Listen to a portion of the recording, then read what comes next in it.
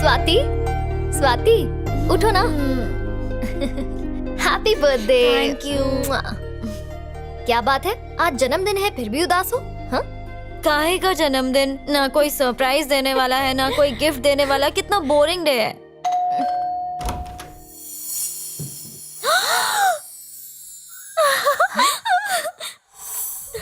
कितने सुंदर फूल है। ये सारे फूल तुम ही लाई ना मेरे लिए? नहीं, मैं नहीं लाई। Go, go now, here we go now, come let's party. यहाँ क्यों आए हो? ज्यादा खुश मत हो, तुम्हारे लिए नहीं आया हूँ, इसके लिए आया हूँ। ये सारे फूल मेरे लिए? Happy birthday. Thank you so much. मेरे लिए इतने सारे बुकेस? एक्चुअली थोड़े और ले आता, पर इस शहर में इतने ही मिले। ये सारे फूल देकर ये तुम्हें फूल बनाना चाहता है, फंसा रहा है तुम्हें। मैं जानता था यही कहोगी। मैं फंसाने नहीं, चाबी देने आया हूँ। किसकी चाबी? स्मॉल गिफ्ट तुम्हारे लिए। हाँ? इतनी बड़ी गाड़ी? अरे सुन तो सही। क्या गाड़ी है यार? ये तो बहुत ही खूबसूरत है। इतनी बड़ी गाड़ी मेरे लिए? मुझे तो यकीन ही नहीं हो रहा। पागल है क्या? कोई तुझे इतना महंगा गिफ्ट देगा और तू ले लेगी? शर्म नहीं आती? ए मिस्टर, हमें तुम्हारा कोई गिफ्ट नहीं चाहिए। पर मुझे चाहिए।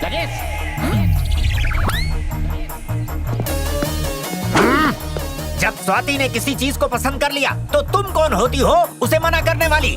अंकल, विश्वास नहीं हो रहा है कि तुम्हें तोहफे में गाड़ी मिल सकती है। मैंने कभी नहीं सोचा था कि तुम जैसा छपरी लड़का ऊपर वाला हमारी झोली में डाल देगा। बेटा, तुम तो सोने के अंडे देने वाली मुर्गी हो। तुम्हें तो मैं छुपा के रखूंगा। चलो अंदर चलते हैं। तुम भी आओ भगवान, अब ये घोंसला तुम्हारा भी है। अच्छा, तुम इसी तरह से मेरी बेटी को तोहफे देते रहोगे ना? वो क्या है ना अंकल, मैं स्वाति से प्यार करता हूँ। अगर आप हाँ कह दें तो। तुम्हारी सदा पर स्वाति तो क्या, मैं भी हाँ करने को तैयार हूँ। ये क्या बक रहे हो पापा? चुप रहो तुम। हीरे की परख तुम क्या जानो, ये मेरे जैसा जौहरी समझता है। बेटा, वो कुर्सी अब तक तुम्हारे लिए ही खाली थी। Thanks uncle, thank you so much, आप बहुत अच्छे हैं। ये सब नाटक बंद करो, समझे? मैं नाटक कर रहा हूँ? मेरे प्यार पे आपको शक है तो गाड़ी की चाबी दे दो। दिव्या, ये लड़का इतनी शराफत से पेश आ रहा है और तुम इसे नाटक कर रही हो। जाने दे बेटा, ये लड़की पहले से ही नच चढ़ी है। It's okay uncle. बेटा, तो अब हम बेडरूम में चलें? पापा, तो मैं कहाँ जाऊँ? चिल्लाओ मत। कोई मेहमान हमारे घर में पहली बार आया है तो क्या मैं उसे अपना घर भी ना दिखाऊं? आओ बेटा, चलते हैं। मुझे जरूरी काम याद आ गया, चलता हूँ।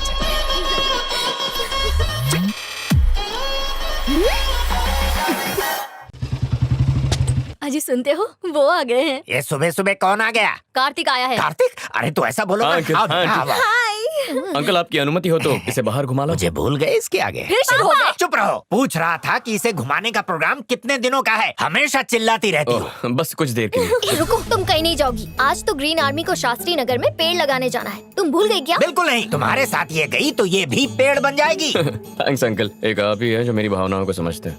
वो क्या है, पहली बार मेरी बेटी ने मोटी मुर्गी को फंसाया है। मुर्गी नहीं, मैं मुर्गा हूँ। क्या? कितनी बकवास बातें करके टाइम वेस्ट कर रहे हो। मैं इसे घुमाने लेकर जाना चाहता हूँ। हाँ ठीक है। हाँ। बेटी तू जा, तैयार होकर आ। तुम्हें पता भी है तुम क्या कर रहे हो? हाँ जानता हूँ, हम आज बहुत एंजॉय करेंगे, उसका बर्थडे सेलिब्रेट करेंगे। तुम्हें जलन हो रही है? कान खोल कर सुन लो, वो कहीं नहीं जाएगी। दिव्या, तुम बार बार इस पर डोरे क्यों डाल रही हो? अंकल, इस मैं तो- दुनिया में लड़कों का अकाल पड़ गया है क्या? कैसी लग रही हूँ? अरे वाह, कितनी चले? सुंदर लग रही है। बाय। अब तुम जाके पेड़ लगाओ।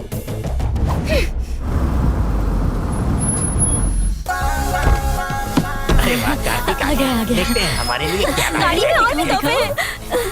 I love you। रोज तोहफे लाया करो। देखते हैं इसमें क्या हाँ, है। चलो। हेलो भैया, हम सब जगह देख चुके हैं लेकिन दिव्या का कोई पता नहीं चला। कहाँ गायब हो सकती है वो? नहीं मिली का क्या मतलब है? जमीन खा गई या आसमान निकल गया? जब तक दिव्या ना मिले उसे ढूंढते रहो, मौत बनकर उसका पीछा करो। अंकल, मुझे आपसे एक जरूरी बात करनी है। कार्तिक धोखेबाज है, मक्कार है, यही ना? नहीं अंकल, वो बात नहीं है। जहाँ उसकी परवरिश हुई है उस बारे तो में। बताओ ना। वो विदेश में पला बड़ा है, वहाँ प्यार टाइम पास के लिए करते हैं। तो उसके साथ स्वाति की शादी बहुत सोच समझ कर कीजिएगा। अब तो ये शादी होकर रहेगी। स्वाति। ओ हेलो अंकल। नमस्ते। नमस्ते। तुम कौन हो? मैं तो तुम्हें जानता ही नहीं। ये कौस्तुभ है, मेरा मैनेजर। अरे दिखता तो ये बंदर जैसे है, तुमने इसे मैनेजर बनाया है? लाल खुद की कर रहे हैं लेकिन बंदर मुझे कह रहे हैं। मैं अगर काम में बिजी रहा तो मेरे बदले ये आएगा। सोचा आपसे मिलवा दूं, अच्छा आदमी है। ये बंदा पक्का कुछ उल्टा पुल्टा करेगा। हाय बेबी, कब हाय। मैं अभी आया। सुनो कार्तिक बेटा, तुम अपने मम्मी पापा को हमसे मिलवा दो। लेकिन क्यों? अरे तुम्हारी शादी के बारे में बात करनी है ना उनसे। शादी? तो ये आग इसने लगाई है। इस बात से तुम चौंक गए ये समझ में आया, पर ये बंदर क्यों चल रहा है? कार्तिक बेटा, मैं चाहता हूँ कि स्वाति से शादी करने के बाद तुम मुझे अपने साथ ले चलो। हे भगवान, तुम चुप रहो। विदेश में झाड़ू पोछा करने वाले को भी अच्छी पगार मिलती है। फिर दुख भरे दिन बीतेंगे, अच्छे दिन आएंगे। कार्तिक बेटा, शादी हफ्ते भर में हो जानी चाहिए। नहीं हो सकती। अबे तू इतनी खोखो क्यों कर रहा है? देखो दिव्या, तुम सच नहीं जानती हो। एक मिनट सर, बॉस यहाँ पर स्वाति का हाथ मांगने नहीं आए हैं। कान खोलकर सुन लीजिए, बॉस स्वाति से नहीं दिव्या से प्यार करते हैं। तुम झूठ बोल रहे हो। सच्चाई क्या है तुम बताओ। सच की धारा बह गई सर। अब बोल दिया तो बोल दिया। हाँ अंकल, ये सही कह रहा है। मुझे प्यार स्वाति से नहीं, दिव्या से। व्हाट? जब उसे क्या? हट जाओ। तुम स्वाति की दोस्त नहीं बल्कि उसकी दुश्मन हो अंकल, दिव्या। मैंने तो- तुमने छुरा घोंपा है। अंकल, छुरा मैंने नहीं, इसने घोपा है। सॉरी अंकल, सोचा प्यार का नाटक करूंगा तो इससे जलन होगी, पर यहाँ मामला उल्टा ही हो गया। अच्छा बेटा, तुम्हारे दिए हुए तोहफे वापस करने होंगे। नहीं, आप रख लीजिए। दिव्या, ए, दिव्या, सुनो बेटी, दिल छोटा ना करो। कोई दूसरा बकरा फंसाओ जो हमें बंगला तोहफे में दे सके। दिव्या रुको। छोड़ो मुझे। देखो दिव्या, मुझे तुम पहली नजर में ही पसंद आ गई थी। दिव्या, जिस तरह तुम इन पेड़ पौधों और कुदरत से प्यार करती हो ना, बिल्कुल वैसे ही मैं तुमसे प्यार करता हूँ। मैंने तुम्हारे लिए फैक्ट्री छोड़ दी, अब तुम मुझे मत छोड़ के जाना। ये फिल्मों वाले डायलॉग कहीं और जाकर मारो मिस्टर। मैं नहीं फंसने वाली। अपनी एक गंदी शक्ल लेके निकलो। मैं जानता हूँ तुम दूसरी लड़कियों की तरह आसानी से नहीं पटोगी, पर जब तक हाँ नहीं कहोगी मैं तुम्हारा पीछा नहीं छोड़ूंगा। दिव्या, दिव्या, सुनो। भैया, दिव्या का पता चल गया।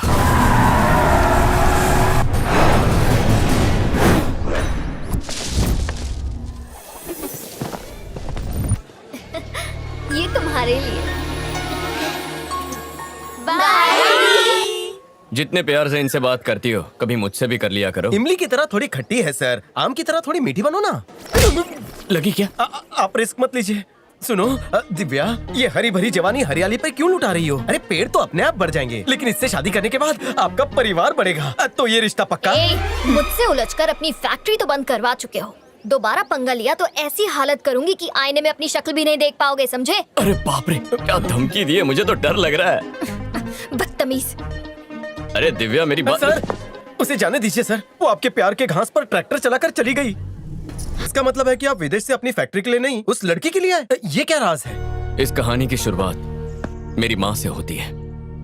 मुझे लगा मेरी सगाई से मेरी माँ को खुशी होगी, लेकिन मेरी सगाई के बाद पता चला कि वो बहुत दुखी है। देखा माँ, हरा दिया ना आपको। मैंने ऐसा गेम खेला कि आप चारों खाने चित हो गई। मैंने तुम्हारी शादी को लेकर कितने सपने देखे थे।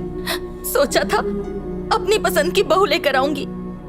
सोचा मेरी गलती तुम सुधार लोगे। आप क्या कह रही हैं? हुआ क्या है? मैंने तुमसे बहुत बड़ी बात छुपाई है, और वो ये कि मैं अनाथ हूँ। 6 साल की थी तभी माता पिता गुजर गए। बापू ने ही मुझे पाला पोसा है। उनके परिवार ने मुझे बहुत प्यार दिया। बेटा, ये सालों पुरानी बात है। मेरे और बापू के पिता अच्छे दोस्त थे। पिताजी के गुजरने के बाद बापू और उनके भाइयों ने मेरा ख्याल रखा। बापू के एक बचपन के दोस्त थे, उनका नाम था बल्ली ठाकुर। बल्ली ठाकुर की 4 बहनें थी। दोस्ती को रिश्तेदारी में बदलने के लिए मेरी शादी बल्ली ठाकुर से तय हुई और उनकी बहनों की शादी बापू और उनके भाइयों से तय हुई। मेरी पढ़ाई खत्म होते ही बल्ली के साथ मेरी शादी होने वाली थी। इस बीच बापू और उनके भाइयों की शादी हो चुकी थी, पर मुझे तुम्हारे पापा से प्यार हो गया था। मुझ में हिम्मत नहीं थी बापू को ये सच बताने की, इसलिए मैंने बल्ली को सब बता दिया। तुम ये क्या कह रहे हो? मैं ये शादी नहीं कर सकता। सारी तैयारियां हो चुकी हैं, सारे न्योते पड़ चुके हैं, तुम इनकार कैसे कर सकते हो? तुम्हारी बहनें और हम सब कितने खुश थे। कुंडली के मुताबिक हमारी शादी नहीं हो सकती। शादी नहीं हुई तो उसकी बदनामी होगी। वो मैं नहीं जानता, लेकिन मैं ये शादी नहीं कर सकता। माफ कीजिए। लेकिन बल्ली ने हमारी शादी कोर्ट में करवा के हमें गांव से बाहर भेज दिया। बल्ली ठाकुर के बहुत उपकार हैं हम पर। बापू को ये बात पता चल गई और बल्ली से रिश्ता तोड़ लिया। निकल यहाँ से। मेरी बहन को भगाकर उसकी शादी करवा दी, मैं कभी क्षमा नहीं करूंगा तुझे। अब मैं इसका दंड तेरी बहनों को घर से निकाल कर तुझे दूंगा। पति होते हुए भी तेरी बहनें विधवा का जीवन व्यतीत करेंगी। अपनी बहनों को उस हालत में देखकर तू जीवन भर खून के आंसू रोएगा। चलो निकलो, निकलो यहाँ से, निकलो। जाओ, निकलो। उस वक्त बल्ली की बड़ी बहन पेट से थी। उन्होंने एक प्यारी सी बेटी को जन्म दिया। बापू बच्ची को घर लाना चाहते थे, पर बल्ली ने देने से इनकार कर दिया। बात अदालत तक चली गई। अदालत ने ये फैसला लिया कि बच्ची हमेशा के लिए माँ के पास रहेगी, पर उसके पिता महीने में एक बार उससे आकर मिल सकते हैं। उसी दिन के बाद मैंने एक फैसला लिया था कि तुम्हारी शादी मैं दिव्या से करवाऊंगी, ताकि जो गलती मैंने की है उसकी माफी मांग सकूं। तो इस बारे में मैंने बल्ली से बात की। सरस्वती, तुम्हारे इस फैसले से कुछ भी बदलने वाला नहीं है। तुम तो जानती ही हो तुम्हारे लिए सबके दिलों में नफरत घर कर चुकी है। दिव्या को बहू बनाने का सपना छोड़ दो। मेरी वजह से दोनों की दोस्ती टूट गई। सोचा था ये रिश्ता करवा के अपना प्रायश्चित कर पाऊंगी, पर सब कुछ उल्टा हो गया। नहीं रो मत, इसमें तुम्हारी कोई गलती नहीं है माँ। तुम्हारी अधूरी ख्वाहिश को मैं पूरा करूंगा। माफ करना माँ, मैं पैसे कमाना तो सीख गया, पर रिश्ते बनाना नहीं सीख पाया। मैं अपने देश वापस जाऊंगा और उन लोगों का भरोसा जीतकर दिव्या को इस घर की बहू बनाकर रहूंगा। फिर मैंने दिव्या से जुड़ी जानकारी निकालने की कोशिश की, तब मुझे ग्रीन आर्मी के बारे में पता चला। फिर मैंने एक प्लान बनाया, खुद ग्रीन आर्मी को मेरी फैक्ट्री के खिलाफ भड़काकर फैक्ट्री को बंद करवाया और दिव्या से मिलने का बहाना ढूंढा। अब दिव्या का दिल जीतने के लिए उसके परिवार से मिलना होगा। ए, रुको, तुम लोग कौन हो? हे, आप लोग कौन है? मेरे भैया भूपेंद्र, नागेंद्र, देवेंद्र और ये धर्मेंद्र। जितेंद्र नहीं है? मरना है क्या? मैं कैसे मान लूं कि तुम दिव्या से सच्चा प्यार करते हो? आप कहें तो साबित करके दिखा दो। कैसे करोगे? जैसे आप चाहें। तुम्हें मार डालूं तो? कब और